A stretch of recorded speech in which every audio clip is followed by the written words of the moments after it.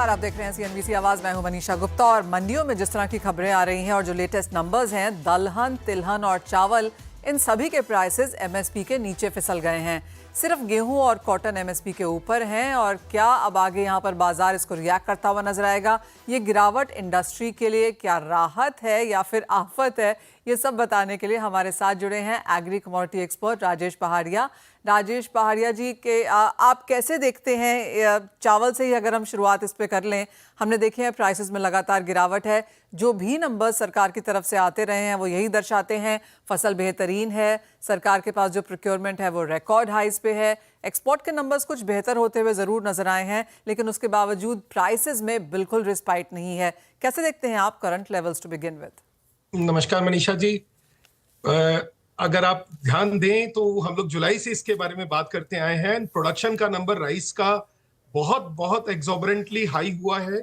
Unfortunately ये export industry के लिए ब्लेसिंग इन डिस्गाइज भी है।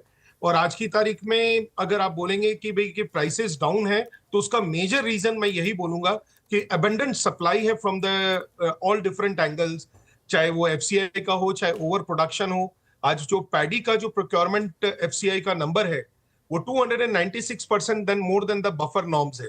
तो अगर आप 296% प्लस बफर नॉर्म से रख रहे हैं कार्गो, तो उसकी इकोनॉमिक कॉस्ट क्या होगी?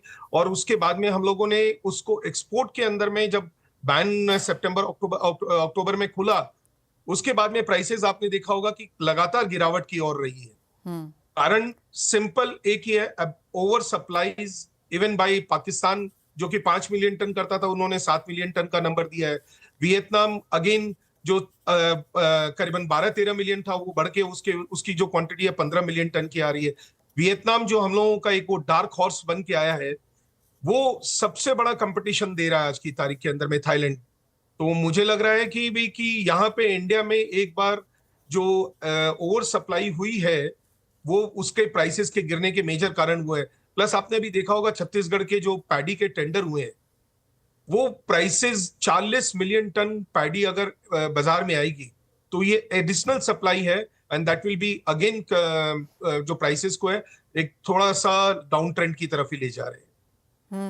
राजेश जी, अगर हम इंडिया के एक्सपोर्ट के नंबर्स देखें पिछले फिस्कल के, तो वो यहाँ पर 19.8 मिलियन टन्स दिखाते हैं। ये मार्च 2025 तक के लेवल्स हैं। कैसे देखते हैं इन नंबर्स को आप? और क्या नए फाइनेंशियल ईयर में जिसकी शुरुआत हो चुकी है, क्या हम इन नंबर्स को बेटर करते हुए नजर आएंगे? मनीषा जी, कोविड के टाइम में जो हाईएस्ट नंबर था that was almost global trade का 48% था हमारा। 46 to 48% आपने बासमती और उसको मिला के अगर बोले 19.28 again is an very remarkable number, क्योंकि बैन अभी हाल फिलहाल में ही खुला है। और 6 महीनों में हम लोगों ने जैसे ही पहला कदम रखा तो ब्रोकन के प्राइसेस जो है ग्लोबली इतना टूट गए। मतलब इंडिया और पाकिस्तान का डिफरेंस करीबन $40 का, वियतनाम का और इंडिया का डिफरेंस करीबन $30 का। हम लोग $30 से $40 से ऊपर थे। वो नंबर हम 21 मिलियन टन का फिर अचीव कर लेते हैं अगर ग्लोबल प्राइसेस इतनी मेल्टडाउन नहीं होती। तो मुझे लगता है कि ये जो फ्यूचर ईयर है, जो एक साइकिल अपने बोलते हैं क्रॉप की, एक जो साइकिल है, वो क्रॉप की साइकिल वापस उसी सिनेरियो में वापस आएगी। एंड 100% 25-26 के अंदर में हम आराम से 22 से 23 मिलियन टन का टारगेट अचीव कर लेंगे। सरकारी प्रोक्योरमेंट रिकॉर्ड नंबर्स पे है, उसके बावजूद भी भाव MSP के नीचे हैं। कैसे देखते हैं इस फिनोमिना को, और आपको कब तक लगता है कि ये सिचुएशन जारी रहेगी? देखिए, वीट राइस के अंदर में हमारा जो कंजम्पशन पैटर्न है, जैसे पहले भी अपन कई प्लेटफॉर्म पे भी बोला है कि भी हमारा जो पर्टिकुलरली जो FCI की क्वालिटी है वो हमारे कंजम्पशन में नहीं आती है, इतना मेजर मास कंजम्पशन में नहीं है। तभी सरकार ने इसको इथेनॉल के लिए भी 2250 रुपए में दिया है।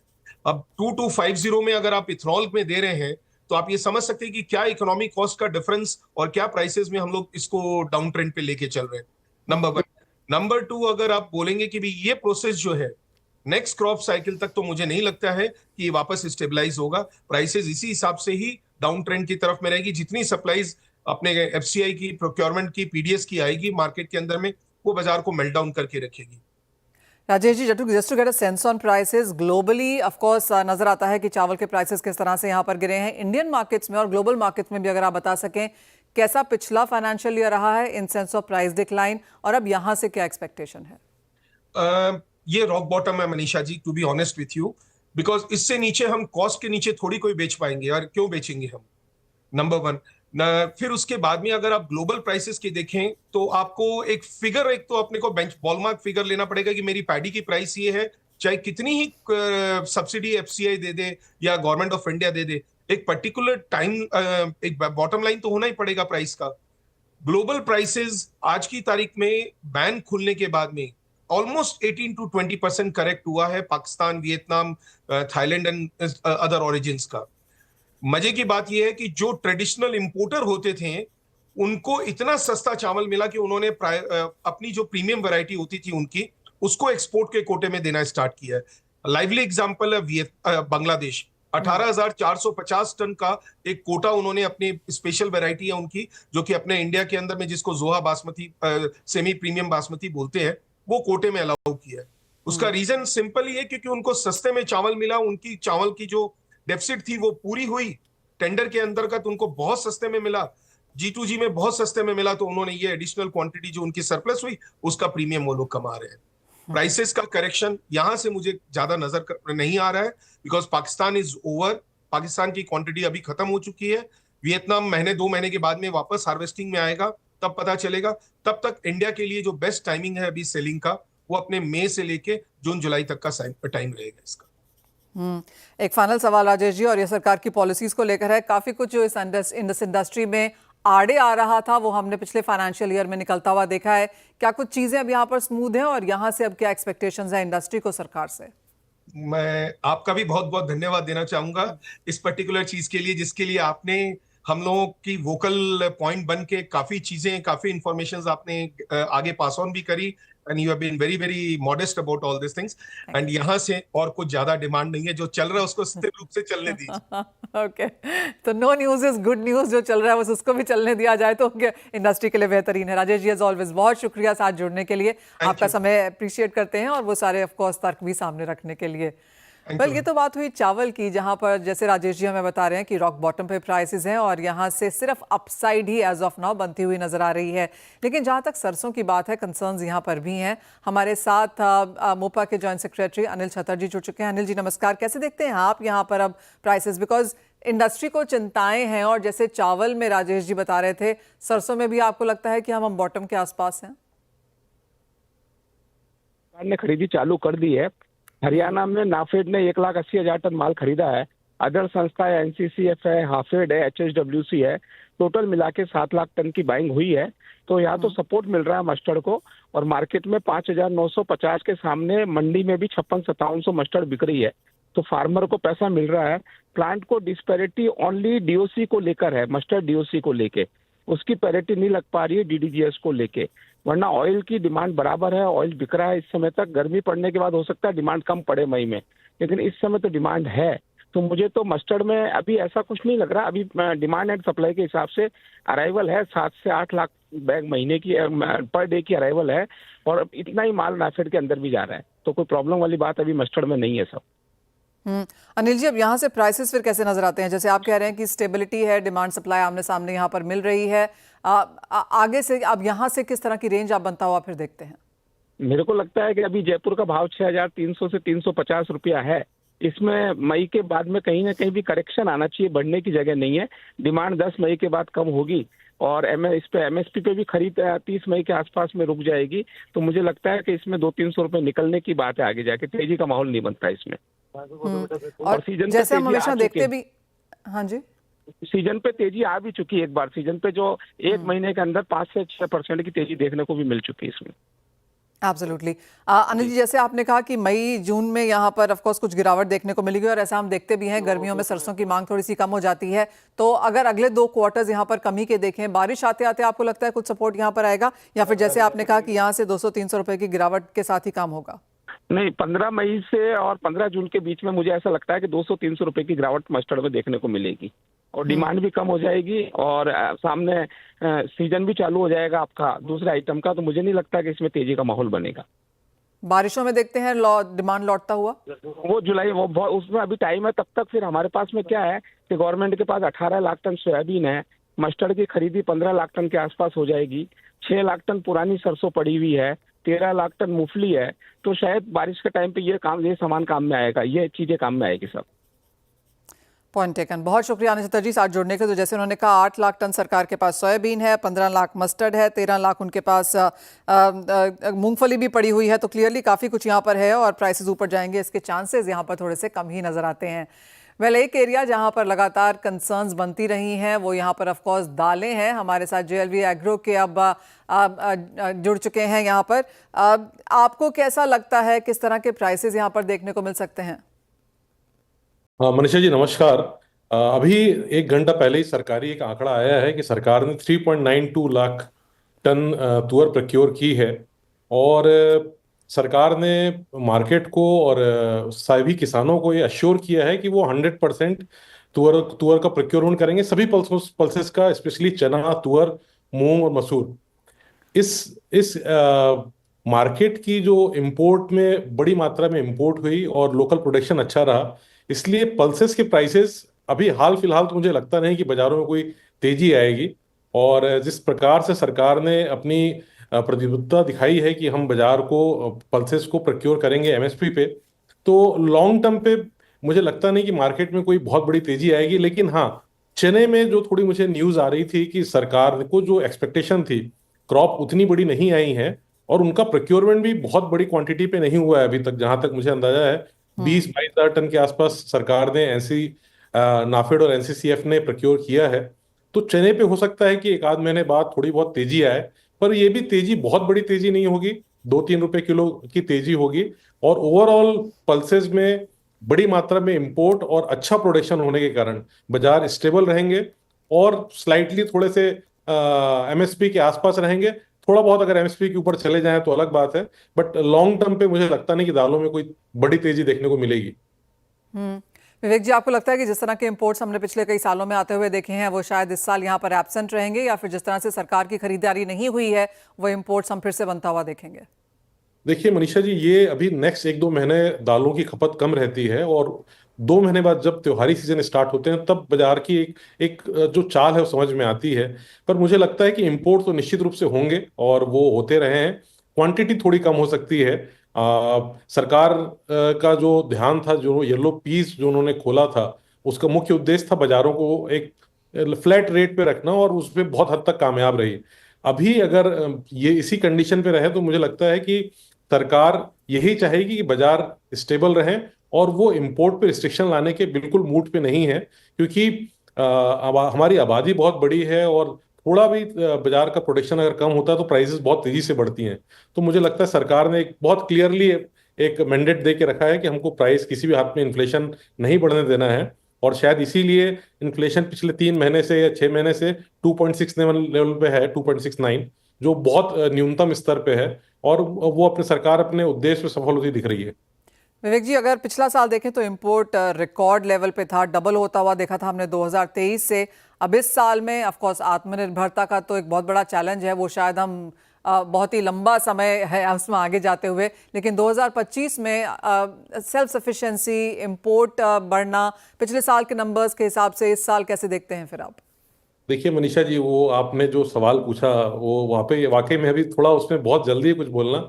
सेल्फ सफिशिएंसी बहुत दूर की कौड़ी है, क्योंकि प्रोडक्शन जो एरिया है वो लगातार कम हो रहा है। सरकार पूरी तरीके से अपनी कोशिश कर रही है, लेकिन हमको इंपोर्ट पे निर्भर तो रहना पड़ेगा। और इंपोर्ट हो सकता है पिछले साल की कंपैरिजन इस साल कम हो। पिछले साल हमने रिकॉर्ड इंपोर्ट देखा था, खासकर येलो पीस में सबसे बड़ी मात्रा में इंपोर्ट हुआ था। मुझे लगता है कि वहां पे थोड़ी कमी आ सकती है, पर इंपोर्ट होता रहेगा। और जहां तक मेरा मानना है कि आने वाले टाइम पे हो सकता है एक बार चने पे आपको थोड़ी बहुत तेजी देखने को मिल सकती है, क्योंकि चने के जो फिगर्स प्राइवेट प्लेयर्स दो दे रहे हैं वो सरकार के आंकड़ों से थोड़े मैच नहीं खा रहे हैं। तो आने वाले 1-2 महीनों पे उस चने पे थोड़ी बहुत बाजार में हम तेजी देख सकते हैं। अलबत्ता बाकी बाजार फ्लैट रहेंगे और जिस तरीके से सरकार ने स्टैंड लिया है तो मुझे लगता नहीं कि वो इंपोर्ट को किसी भी हाल में रोकेंगे, और अगर इंपोर्ट नहीं रुकेगा तो दालों के बाजार नहीं बढ़ेंगे। Point taken. विवेक जी, बहुत शुक्रिया साथ जुड़ने के लिए। तो जैसे आपने कहा कि चने में कुछ बहुत चिंताएं हैं, आपको नहीं लगता कि मसूर, तुअर में हम कोई बहुत बड़े गेंस यहाँ पर प्राइसेस में आता हुआ देखेंगे? जी देखिए, मसूर तो सरकार लगातार बेच भी रही है, बस सरकार के पास बड़ी मात्रा में स्टॉक भी है और सरकार चाहती भी है कि वो प्रोक्योर करे, तो एक मोरलेस बैलेंस है। तुअर पे मुझे लगता नहीं कि बहुत बड़ी तेजी आएगी। हो सकता है अभी हम बॉटम प्राइस पे चल रहे हैं और 3.92 के आसपास उन्होंने प्रोक्योर किया है। 4 लाख टन के आसपास सरकार ने प्रोक्योर कर लिया है और उन्होंने अपना पूरा मन बनाया है कि वो तुअर के दाल के लिए किसानों को पूरा एमएसपी देंगे। तो वहां पे थोड़ी बहुत तेजी आ सकती है, पर वो भी बहुत बड़ी तेजी नहीं होगी मनीषा जी, क्योंकि जब सरकार खरीदने जाएगी मार्केट पे तो उनको उतनी बड़ी क्वांटिटी पे माल नहीं मिलेगा और उस प्राइस पे लोकल लोकल ट्रेड भी होगा। तो मुझे लगता है कि ये थोड़ी बहुत तेजी आ सकती है, बाकी बड़ी तेजी की संभावना किसी भी दालों में नहीं है। ऑलराइट, वो सुनने के लिए अच्छा है बिकॉज अंतर्राष्ट्रीय मार्केट्स में जब हम एग्री ब्रोकर से बात कर रहे थे उन्होंने कहा था कि शायद दालों में और खाने के तेलों में एक इन्फ्लेशन देखने को मिल सकती है। इंडियन मार्केट्स में भी वो एक कंसर्न रह सकती है, लेकिन जैसे आप कह रहे हैं कि वो बहुत बड़ी चिंता का विषय एज ऑफ नाउ नहीं है। 2 से 3 रुपए की बढ़त कोई बहुत बड़ी नहीं होगी इंडियन मार्केट्स के लिहाज से, स्पेशली जिस तरह की फसल प्रोक्योरमेंट और ऑफकोर्स इंटरनेशनल मार्केट्स में भी दालों का प्रोडक्शन ठीक ठाक है, तो उसका शायद सपोर्ट रहेगा। विवेक जी बहुत शुक्रिया साथ जोड़ने के लिए। इसी के साथ एक ब्रेक के लिए भी रुकेंगे, जब लौटेंगे तो बात करेंगे यहाँ पर नॉन एग्रो कमोडिटीज की, क्योंकि जिस तरह की मुनाफा वसूली हमने सोने चांदी में आते हुए देखी है, आप कैसे करें इसमें निवेश, बताएंगे आपको।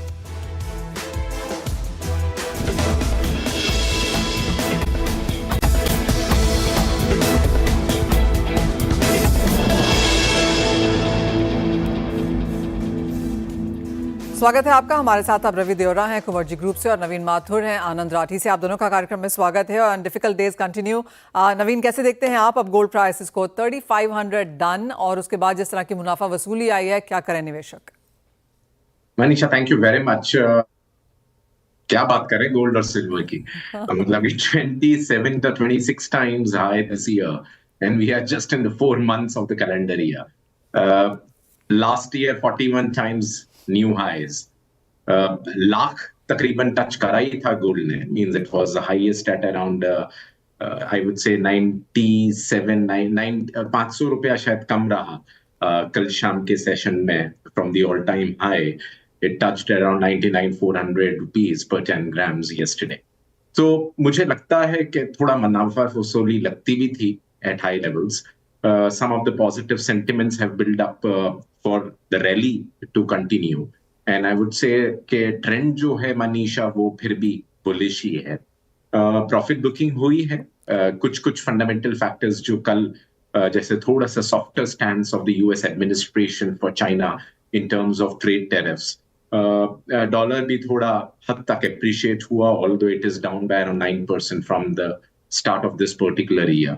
So I think the overall trend is kind of volatile and it would definitely एक positive रहेगा सोने के लिए, not particularly for silver because of के recessionary concerns, world economy and silver जो है वो industrial metal के जैसे use होता है मनीषा। तो international markets भी almost they touched a high of around $3,499 and currently they are at around $3,340 per troy ounce. So I think overall trend तो definitely positive ही है gold के लिए। तो इसलिए किसी को भी निवेशक को अगर एंटर करना है तो स्टैगर्ड वे में करें एंटर मनीषा, ETF के थ्रू, रिटेल इन्वेस्टर्स और भी बहुत तरीके हैं। Even physical gold you can buy, but then I would say that ETFs would be the best route to get into for a diversification on the portfolio in times of the uncertainty and the economic mayhem which we have seen over the last couple of weeks or I would say few months. So I would say it is always a good time to be invested in gold. अपना portfolio जो है तकरीबन 10 से 15% gold में हमेशा से invested रखिए, तो वो मेरी हमेशा सलाह रहेगी। And therefore it has never been a good time, bad time. Any time is a good time to get into gold ETFs. well absolutely. एक स्टैगर्ड वे में SIP की तरफ अगर यहाँ पर खरीदारी की जाए तो सोना हमेशा ही निवेश के लिए यहाँ पर बेहतरीन है। लेकिन नवीन, ये तो बात हुई सोने की। चांदी आप कैसे देखते हैं? क्योंकि चांदी थोड़ा सा लैग बिहाइंड ही नहीं, बहुत ही स्लगिश तरीके से कारोबार कर रही है, यहाँ पर क्या सेंस है? मनीषा, जैसा मैंने कहा कि कंपैरिजन टू गोल्ड चांदी जो है मुझे थोड़ा सा वीक ही लगता है। मतलब कि although it takes some cues from bullion but largely industrial metal है और जिस तरह के क्यूज ग्लोबल इकोनॉमी के आ रहे हैं, कल IMF का प्रोजेक्शन भी था जो कि थोड़ा सा नीचे की तरफ वो बता रहे हैं because of the trade uncertainties and all the talks going on, plus there has been some geopolitical concerns also. particularly for gold, the fundamental factors remain very positive. Geopolitics, economy, central bank buying, inflationary concerns, dollar depreciation, everything is positive for gold. But चांदी क्योंकि industrial metal है ना मनीषा, तो इसलिए मेरा मानना ये है कि थोड़ा स्लगिश ही रहेगा. बुलियन की तेजी, गोल्ड की तेजी की वजह से थोड़ा सा पॉजिटिव हो सकता है. अगर आप देखें भी तो spot gold in dollar terms, month to date percentage change is positive to an extent of around 7.5-8% for spot gold in dollar. MCX 7.5%. Chandi jo hai spot silver in dollar terms is down by around 5%, and even the case with MCX silver down by 5%. So I would say that चांदी would not be मतलब कि इतना तेजी का रुख नहीं रहेगा चांदी में, पर हाँ एलिवेटेड लेवल्स जरूर रहेंगे. तकरीबन 95-96,000 के आसपास का भाव चल रहा है. Although the highest level we have seen last year was October when it touched a lakh plus. Currently in June, in last few days, it is hovering at around 95, I would say 96, 97 levels. So I would say that मतलब कि I don't see too much of positive trend continuing. In silver थोड़ा सा neutral रहेगा, पर bearish trend रहेगा चांदी में. पर gold I would say would be volatile in immediate future, but in short term it would be a good commodity to look out for. Well सोने में तो बाइंग करनी ही है, लेकिन चांदी आपको बेहतर रिटर्न्स आगे जाकर दे सकती है, तो खरीदारी की मूव वहां पर भी रखनी चाहिए. रवि, मेटल्स को आप कैसे देखते हैं, क्योंकि कॉपर में एक अच्छा रिबाउंड हमने बनते हुए देखा, क्या यहां से और बाइंग की एक्सपेक्टेशन है? जब से ये मंथ एंड में जब से स्केड्यूल हुई है चाइना की meeting and particular economic support देने के लिए जो अभी लगातार स्टिमुलस मेजर्स आ रहे हैं, तो इससे आपसे थोड़ा सेंटिमेंटल अपसाइड वहां पे बना है. हालांकि अभी भी जिससे आपसे मींस के कंसर्न है in terms of global economy, जैसे नवीन जी ने भी बात की, कल IMF ने भी काफी स्टेप कट किए ग्लोबल GDP फोरकास्ट. तो आई थिंक ये थोड़ा कंसर्न आगे जाके इन टर्म्स ऑफ डिमांड हो सकता है. तो मुझे लग रहा है कि एक नेचर करेक्शन शायद 1 से 2 ट्रेडिंग सेशन तक जो चाइना से टेंशन ईज होने की बात है, ऐसी जो मार्केट में स्पेकुलेशन है, इस हिसाब से प्राइसेस में ये जो ट्रेंड है वो टिका रहेगा. हालांकि मुझे ज्यादा बड़ी तेजी यहाँ से नहीं लग रही, क्योंकि 820 से काफी अच्छा रन अप कॉपर में आया. मेरे हिसाब से जिंक में ट्राई करना चाहिए. यहाँ पे अभी भी स्कोप है, चाइना से कुछ भी अच्छा आता है. यहाँ पे मुझे लग रहा है कि एक बेनिफिट मिलेगा. 250 के करीब जिंक बाय करें. स्टॉप लॉस 247.20 का लगा है, एंड अपर साइड जो टारगेट है वो 255 तक आते हुए दिख सकते हैं. तो मेरे हिसाब से रिस्क रिवॉर्ड वाइज ये जिंक बेटर है. एंड यहाँ ना तो टैरिफ का कोई इतना ज्यादा इश्यू है, और ना तो मींस के ये टॉप पे, क्योंकि काफी बॉटम पे प्राइसेस चल रहे हैं, तो एक शॉर्ट कवरिंग उम्मीद जिंक से रखनी चाहिए. तो कुछ मुनाफा वसूली यहाँ पर देखने को जा सकती है, लेकिन बाइंग अपॉर्चुनिटीज यहाँ पर आप मेटल्स में ढूंढें. बहुत शुक्रिया नवीन आपका एंड रवि आपका प्रेशियस मेटल्स और बेस मेटल्स पे अपनी राय देने के लिए. इसी के साथ मुझे दीजिए इजाजत. हम ब्रेक के बाद लेकर आएंगे आवाज समाचार.